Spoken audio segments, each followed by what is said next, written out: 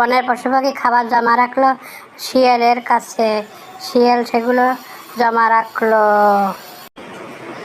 টুনটুনি খাবারগুলো দেখলো, খাবারগুলো জমা রাখলো, সেগুলো সে দেখলো। টুনটুনি দেখলো যে খাবারগুলো সে চুপি চুপি শিয়াল খেয়ে ফেললো। বনের পশু পাখি সব দেখলো যে শিয়াল সব খাবার খেয়ে সাবার করে দিল।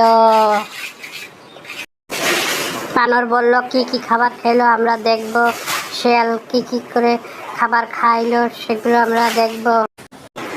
বনের পশু পাখি দেখলো শিয়াল কলা ছিঁড়ে খেয়ে ফেলছে, সেই প্রমাণ রেখে গেছে শিয়াল। বনের পশু পাখি শিয়ালের দিকে রাগের চোখে তাকিয়ে থাকলো, কেন সে খাবারগুলো খেয়ে ফেললো। বনের পশু পাখি সিদ্ধান্ত নিল শিয়ালকে একটা উচিত শিক্ষা দিতে হবে, সে যেন আর কখনো এরকম খাবার না খায়। পশু পাখি বলল, সকল খাবার ফিরিয়ে দাও, আমাদের খাবার আমাদের কাছে দিয়ে দাও, আমরা তোমার কাছে আর রাখবো না। বনের পশু পাখি টুনটুনিকে খুব ভালোবাসতো। টুনটুনি ছিল খুবই কর্মঠ একটা পাখি। বেশি দুষ্ট হলে নিজের কালিমা নিজের মুখে লেগে যায়, তখন কারো কিছু করার থাকে না।